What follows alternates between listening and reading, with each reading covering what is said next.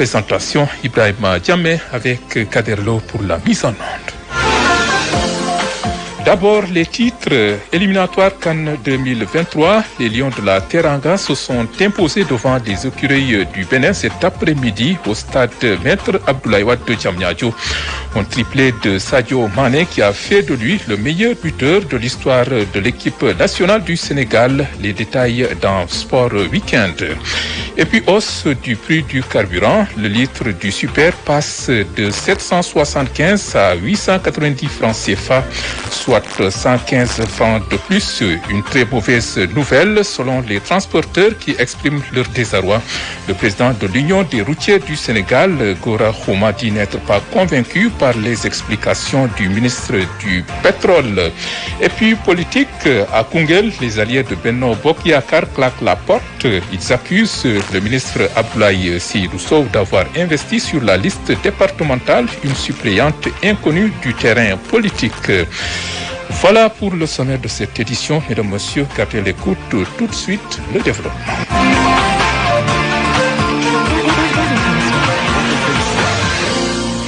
Hausse du litre du super carburant à partir de ce dimanche de 775. Le prix va passer à 890 francs CFA, soit une augmentation de 115 francs CFA.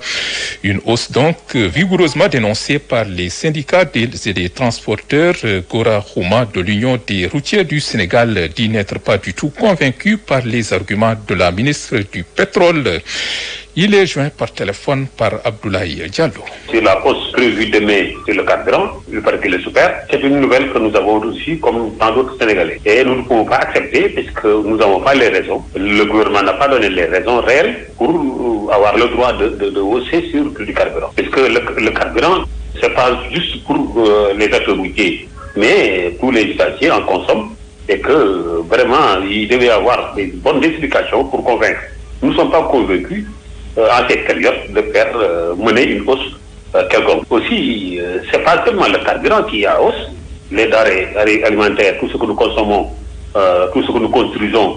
Donc je peux dire que le Sénégal, tout est à la hausse. C'est pas la première fois qu'il y ait une guerre. Nous ne voulons pas que cela peut nous porter préjudice. Peut-être c'est un prétexte pour tirer le bon coup, mais je crois que je ne serai pas d'accord. Mais les Sénégalais aussi ne seront pas d'accord pour payer les pots cassés par rapport à cette situation. Donc le gouvernement a intérêt, s'il respecte les Sénégalais, devait donner une bonne explication pour pouvoir convaincre les gens. C'est sera difficile de son côté pour essayer de convaincre les gens pour que les gens acceptent des hausses, pas une hausse, mais des hausses sur tout ce que nous consommons. Nous sommes des routiers, nous consommons beaucoup et que vraiment, je viens d'avoir cette information et je m'oppose et que notre organisation s'oppose et que ça ne va pas se limiter à nous, c'est illégal.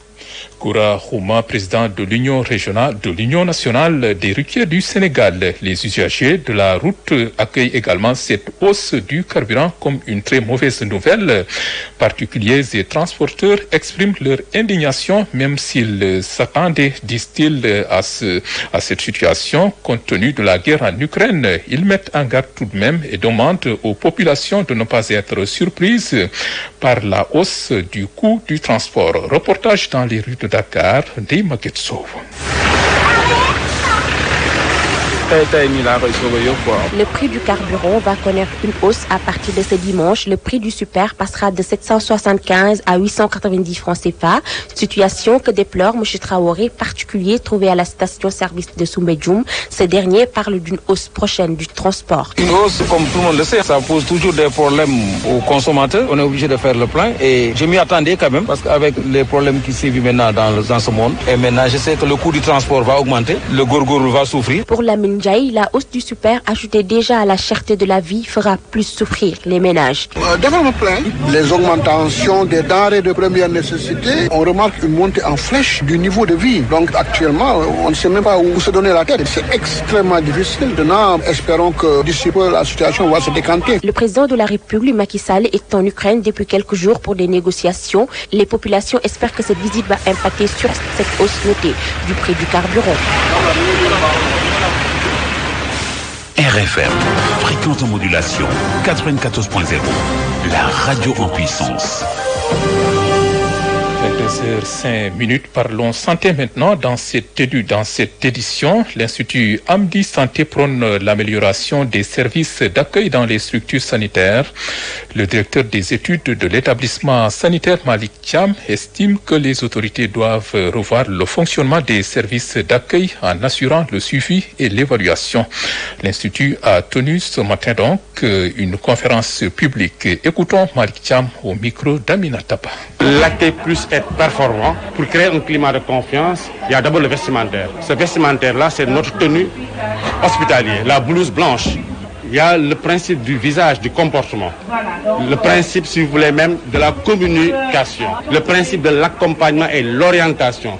Ces principes, ces axes stratégiques font de l'accueil un temps très important au moment du premier contact. Donc, c'est des qualités qu'on recherche sur la personne infirmière ou sage-femme. Ce n'est pas des soins qu'on pose, mais c'est un ensemble de séries de comportements. C'est un principe de suivi et d'évaluation sur les acteurs du terrain. Nous tous, on a reçu une formation. Mais est-ce que la formation qu'on a reçue est en train de dérouler correctement en milieu hospitalier? Ça veut dire qu'il faut un suivi réel, prendre les décisions qu'il faut, sanctionner positivement ou négativement avec un dispositif qu'on doit mettre sur place.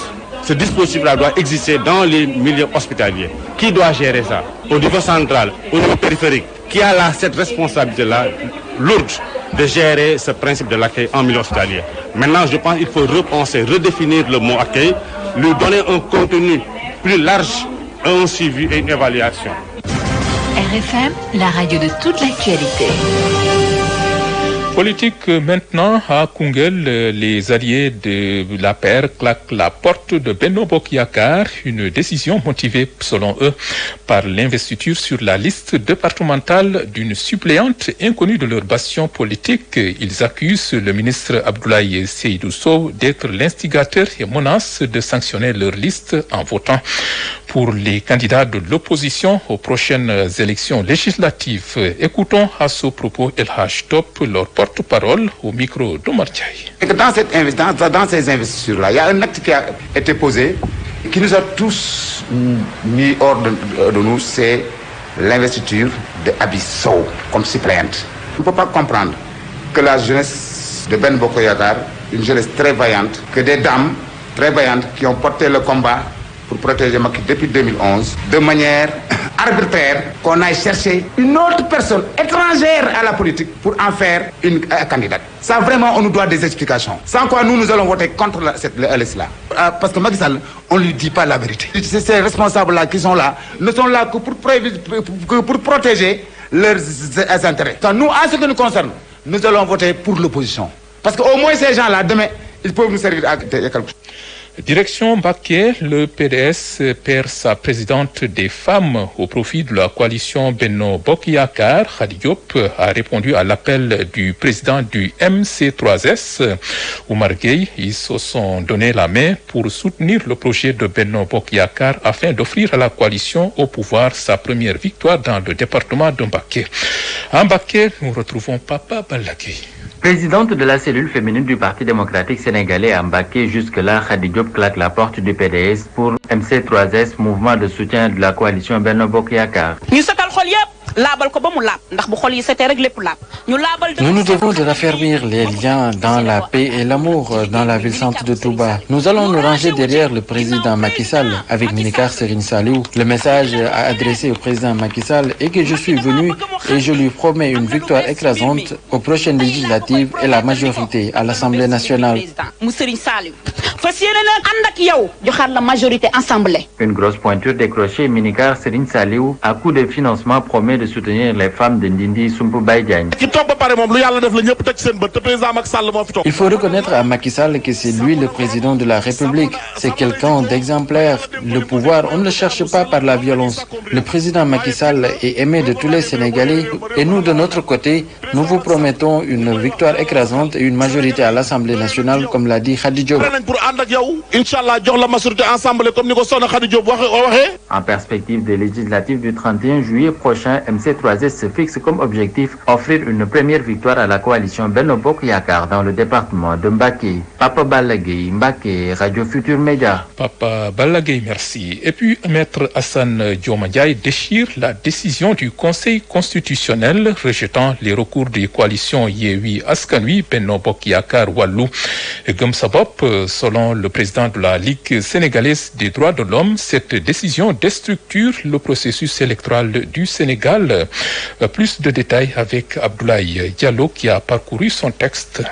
Le Conseil constitutionnel vient d'entériner et d'avaliser une déstructuration totale de notre processus électoral, estime Maître Assane Dioma Ndiaye. Selon le président de la Ligue sénégalaise des droits de l'homme, il est désormais possible au Sénégal que les partis politiques ou les coalitions de partis politiques présentent uniquement au scrutin majoritaire avec liste proportionnelle, soit une liste de titulaires sans suppléants, soit une liste de suppléants sans titulaires, ce qui est en contradiction totale à l'article 154 du Code électoral. Selon le droit de l'homme, la hiérarchie des normes deviennent dès lors susceptibles de transactions. Il poursuit l'arrêté ministériel de réprimer sur la loi. Selon toujours Maître Assane Dioma Ndiaye, il est désormais possible au Sénégal de déposer plus de parrains que le maximum prévu par la loi, privant ainsi les autres chercheurs de parrains d'un potentiel de parrain. Et de ce fait, le droit de vote et la libre participation des citoyens aux élections qui induit le droit d'être élus sont vidés de toute substance. Des droits fondamentaux garantis et consacrés par la Constitution deviennent des privilèges à la disposition des normes supplétives. Selon Maître Assane Dioma Ndiaye, certains de nos voisins jadis jamais convaincus d'un Sénégal îlot de lumière dans un océan d'obscurantisme que symboliserait une certaine Afrique toujours ancrée dans un immobilisme inhibant pavoiseront à souhait. Assurément, un mythe s'effondre. Il conclut en ces termes: l'histoire ne retiendra plus que le Sénégal vote depuis la défaire en référence à la loi cadre.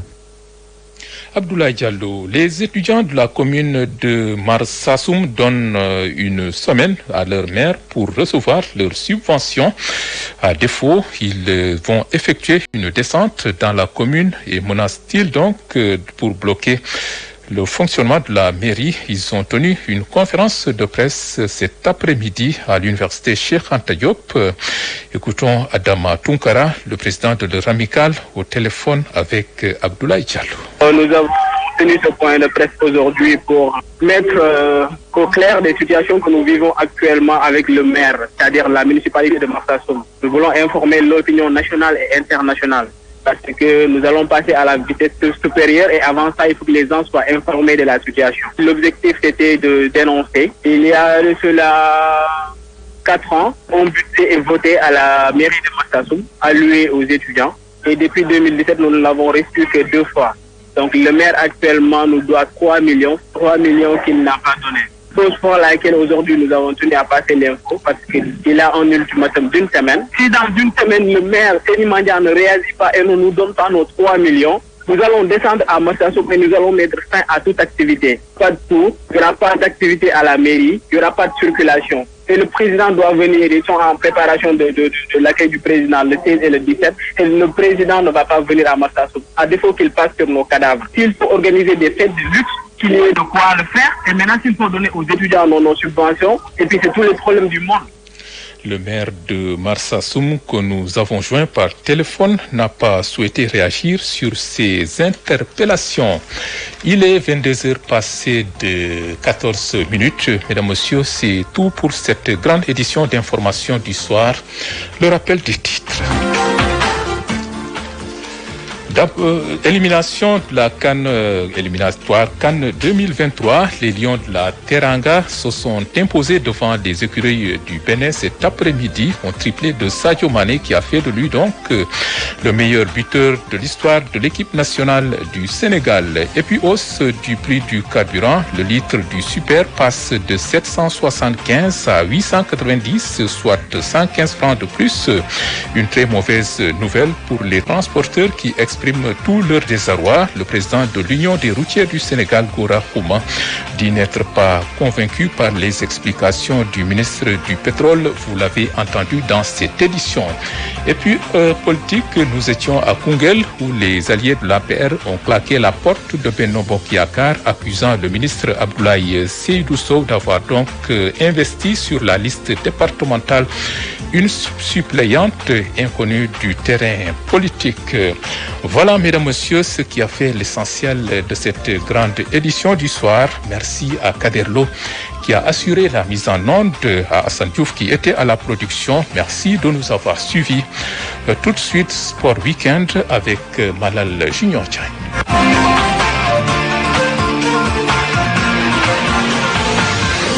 RFM Sport.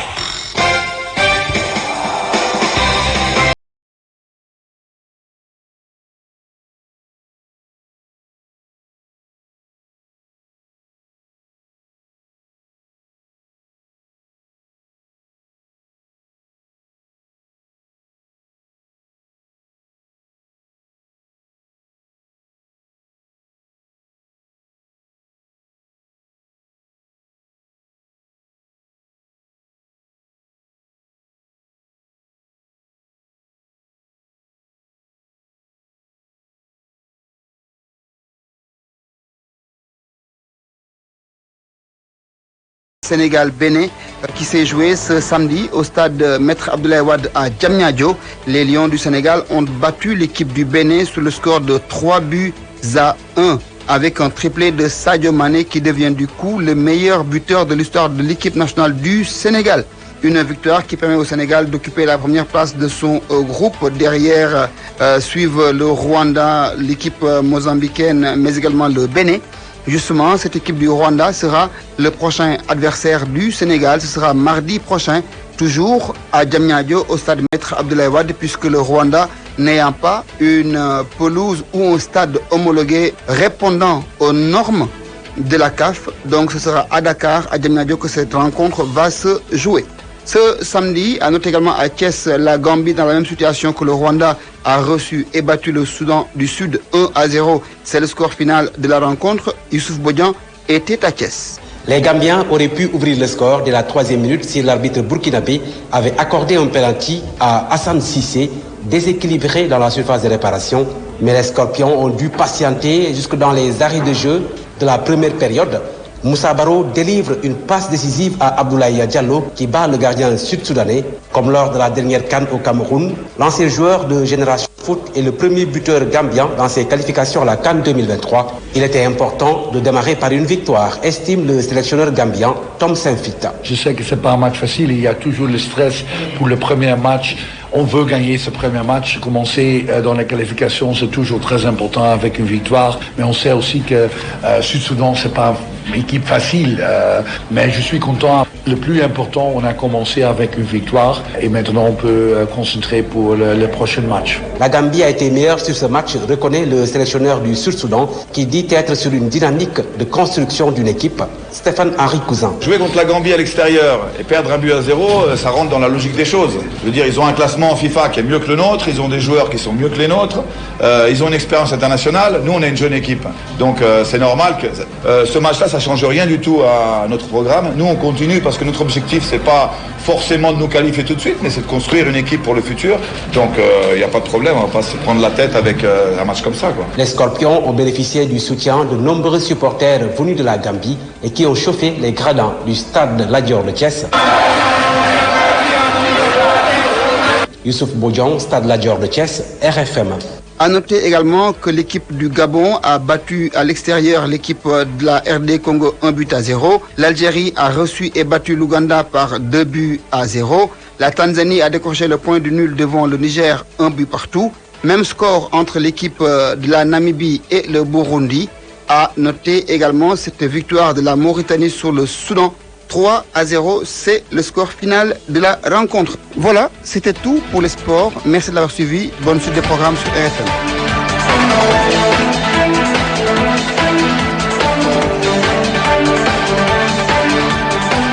Bonjour à tous, ravi de vous retrouver pour ce nouveau numéro de Khalam sur RFM.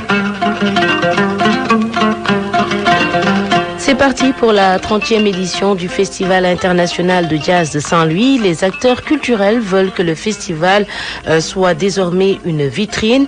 Sur scène, le coup d'envoi a été donné par Pedro Kouyaté en Kenté et le musicien guinéen Sekouba Bambino Diabaté. Ousseynou Diop à Saint-Louis. C'est parti pour la 30e édition du Festival international de jazz de Saint-Louis. Une édition mise à profit par les organisateurs pour célébrer le 30e anniversaire de cet événement culturel d'envergure internationale. Selon Maître Ibrahima Diop, président du Festival international de jazz de Saint-Louis, la programmation a répondu aux attentes des amateurs du jazz. C'est une programmation vraiment qui est digne de respect, qui est dans l'orientation classique du Festival de jazz de Saint-Louis. Le festival est aussi une manière de booster le tourisme local. Le tourisme en lui-même, la promotion touristique, c'est Saint-Louis Jazz à l'heure actuelle. Et ça, c'est extrêmement important. Saint-Louis Ville-Tricentenaire démarre en grande pompe la 30e édition du Festival international de jazz. Pour le gouverneur de la région qui a représenté le président de la République et le maire de la commune de Saint-Louis à la cérémonie d'ouverture, le festival doit être préservé pour booster l'économie locale.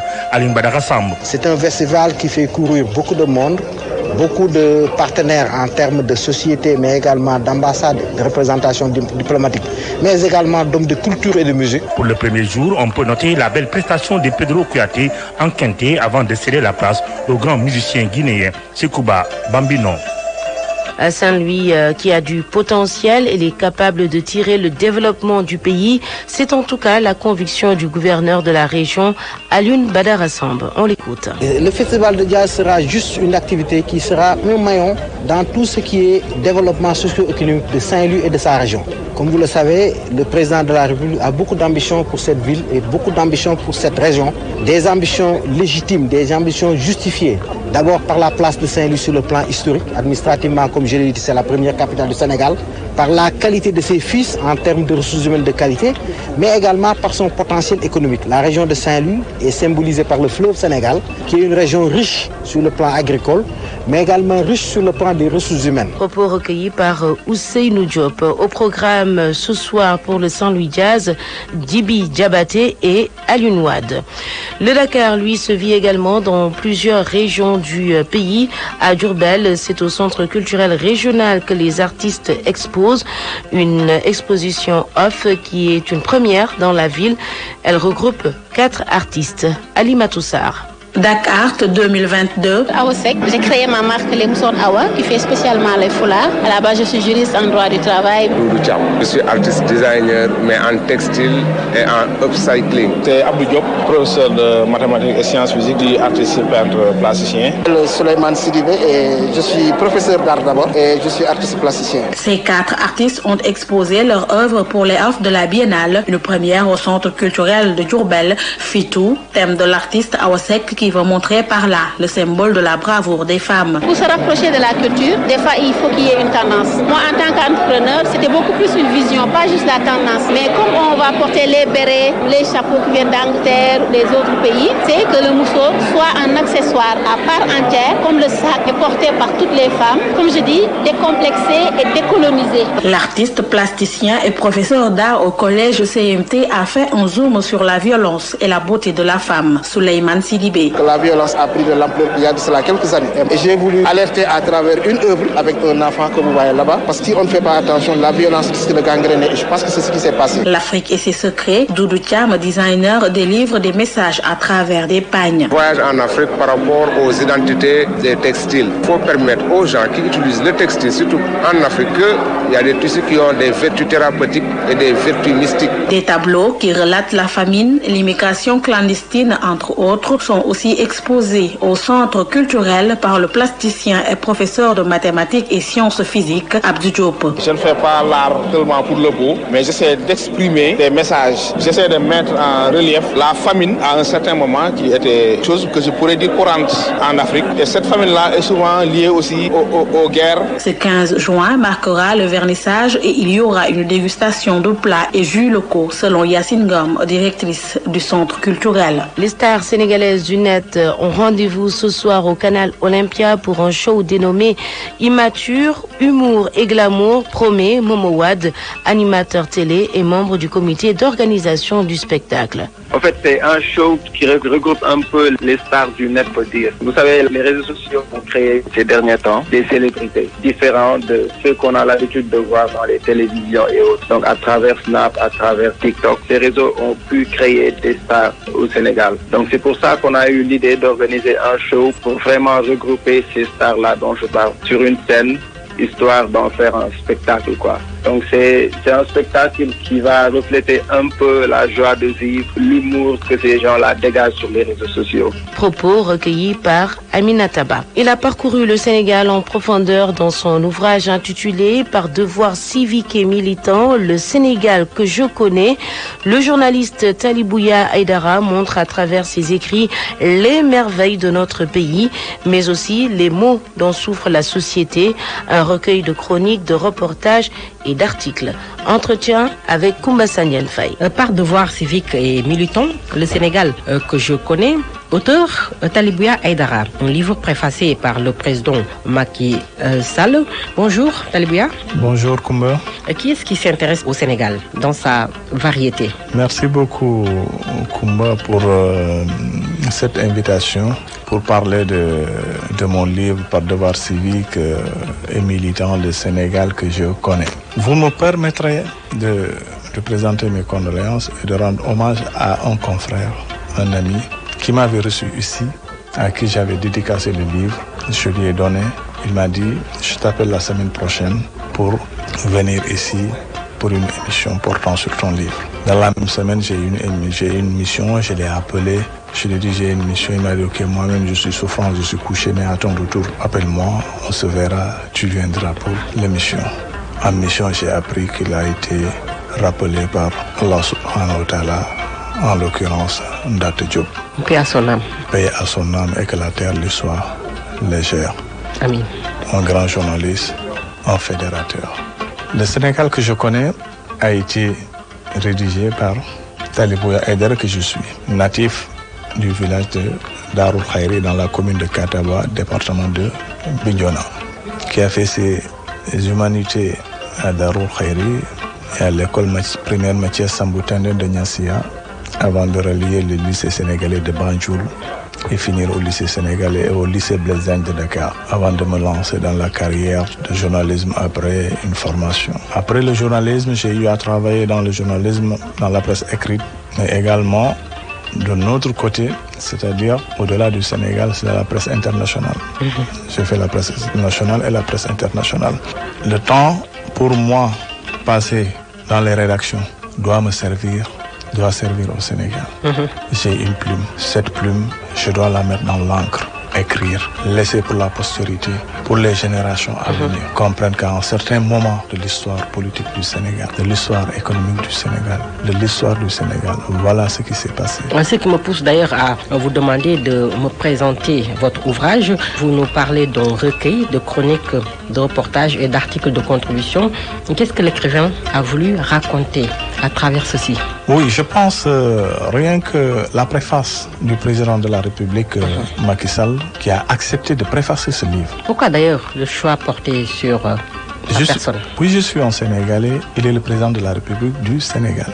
J'ai fait ce livre, ça parle du Sénégal des profondeurs, de l'économie, de la politique, de la santé, de la sécurité, des faits de société. Je me suis dit, la personne la mieux indiquée pour moi, c'est le président de la République, Macky Sall, et un ami. Et il l'a fait. Et il l'a fait. Présentez-nous l'ouvrage. L'ouvrage parle du Sénégal dans différents domaines. Parle du Sénégal dans la vallée du fleuve Sénégal avec l'agriculture, le barrage de Afignam en Casamance toujours dans l'agriculture, mais également de la pêche. La pêche qui est un secteur qui aujourd'hui est en tête des exportations depuis des années, qui mérite d'être soutenu, qui mérite d'être accompagné. Mais également, ça parle de la santé. Ça parle des questions de sécurité, particulièrement les mines antipersonnelles dans la crise de la Casamance.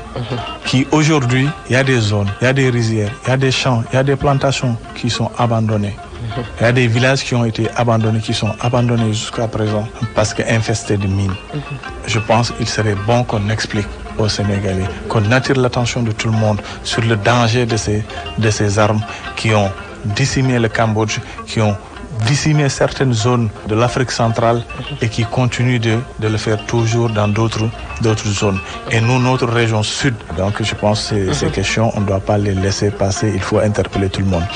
Et ce livre parle aussi de la santé. La santé, je donne juste un exemple. Le monde est frappé par une pandémie depuis 2020. Et cette pandémie a secoué les plus grandes puissances du monde. Les économies du monde ont touché le fond, c'est-à-dire des récessions ont été créées partout au monde. La gestion de cette pandémie a dépassé parce que c'était un combat contre l'incertitude. Mais le Sénégal a su à un certain moment tirer son épingle du jeu. Le Sénégal a été cité en exemple, je donne juste un exemple en tant que journaliste. Il y a le Washington Post qui a fait un article pour dire en Afrique, il y a un pays qui s'appelle le Sénégal. Je dis comme ils l'ont dit, qui s'appelle le Sénégal, qui a fait des efforts que nous, ici, aux États-Unis, une puissance mondiale n'a pas su faire. C'est quoi le Sénégal? À l'époque, on faisait les tests Covid en 48 heures, alors que les États-Unis le faisaient en 8 ou 10 jours. Et ça, je pense, c'est un exploit qu'il serait bon de le faire sortir, de dire aux Sénégalais, croyez à votre pays. Vous êtes des Sénégalais, vous êtes en train de faire des efforts. Certes, vous êtes un pays en voie de développement, et là, ça encourage, ça galvanise les uns et les autres. Et vous n'évoquez pas seulement la beauté de notre pays, mais aussi d'autres thèmes comme la mendicité. Vous avez parlé tout à l'heure de la crise casamançaise.